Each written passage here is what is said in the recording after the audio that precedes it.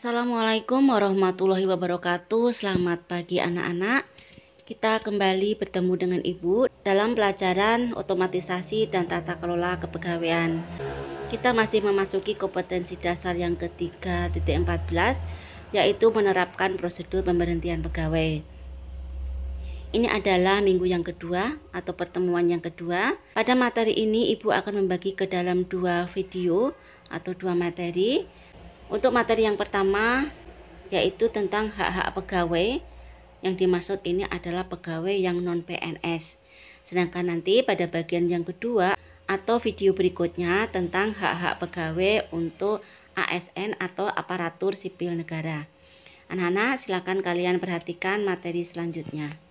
Hak pegawai adalah suatu kewenangan atau kekuasaan yang diberikan oleh hukum berdasarkan peraturan pemerintah atau yang diatur dalam Undang-Undang Ketenagakerjaan, sesuatu yang patut atau yang layak diterima oleh setiap karyawan. Jenis-jenis hak pegawai untuk non-PNS ada 3, yaitu uang pesangon atau UP, uang penghargaan masa kerja atau UPMK, dan uang penggantian hak atau UPH. Sekarang kita akan membahas satu persatu tentang hak pegawai perusahaan dalam Undang-Undang Ketenagakerjaan. 1. Uang pesangon atau UP adalah uang yang dibayarkan oleh pemberi kerja kepada pegawai dengan nama dan dalam bentuk apapun, sehubungan dengan berakhirnya masa kerja atau terjadi pemutusan hubungan kerja, termasuk uang penghargaan masa kerja dan uang penggantian hak. Ini sesuai dengan pasal 156 ayat 2 Undang-Undang Nomor 13 Tahun 2003. Ketentuan dan cara penghitungan uang pesangon adalah sebagai berikut. A. Masa kerja kurang dari 1 tahun akan diberikan haknya sama dengan 1 bulan upah. B. Masa kerja 1 tahun lebih tetapi kurang dari 2 tahun akan diberikan haknya sama dengan 2 bulan upah. C. Masa kerja 2 tahun lebih tetapi kurang dari 3 tahun akan diberikan haknya 3 bulan upah. D. Masa kerja 3 tahun atau lebih tetapi kurang dari 4 tahun akan diberikan haknya 4 bulan upah. E. Masa kerja 5 tahun atau lebih tetapi kurang dari 6 tahun akan diberikan haknya 5 bulan upah. F. Masa kerja 6 tahun atau lebih tetapi kurang dari 7 tahun akan diberikan haknya 6 bulan upah.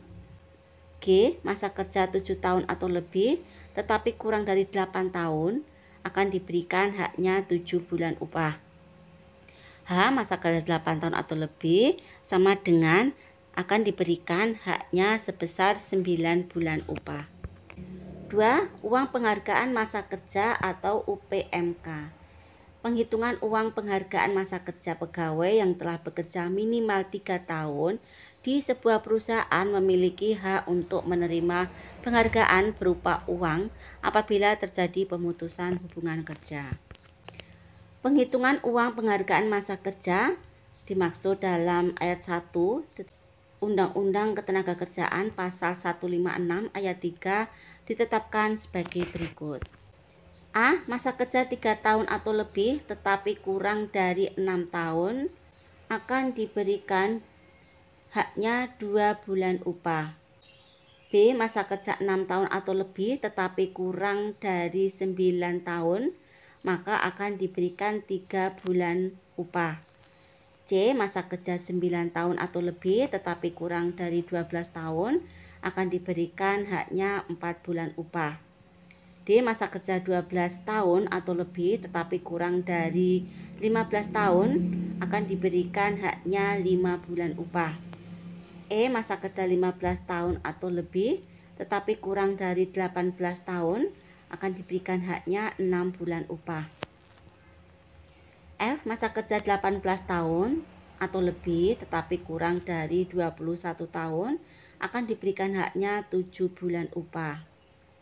G. Masa kerja 21 tahun atau lebih tetapi kurang dari 24 tahun akan diberikan haknya 8 bulan upah. H. Masa kerja 24 tahun atau lebih akan diberikan haknya 10 bulan upah. 3. Uang penggantian hak. Pegawai juga berhak atas uang penggantian hak sebagai pesangon yang harus dibayarkan oleh perusahaan. Ini tertuang dalam Undang-Undang Nomor 13 Tahun 2003 tentang Ketenagakerjaan Pasal 156 Ayat 4. Uang penggantian hak yang harusnya diterima oleh mantan pegawai yaitu sebagai berikut. A. Cuti tahunan yang belum diambil dan belum gugur. B. Biaya atau ongkos pulang untuk pekerja atau buruh dan keluarganya ke tempat pekerja atau buruh diterima pekerja. C. Penggantian perumahan serta pengobatan dan perawatan ditetapkan 15% dari uang pesangon dan atau uang penghargaan masa kerja bagi yang memenuhi syarat. D. Hal-hal lain yang ditetapkan dalam perjanjian kerja, peraturan perusahaan atau perjanjian kerja bersama. Anak-anak, demikian tadi materi yang Ibu sampaikan tentang hak-hak yang diterima oleh pegawai non-PNS atau non-ASN. Ini adalah pegawai yang bekerja di perusahaan. Silakan kalian pahami materi yang Ibu sampaikan. Ibu akhiri, Assalamualaikum warahmatullahi wabarakatuh. Selamat pagi.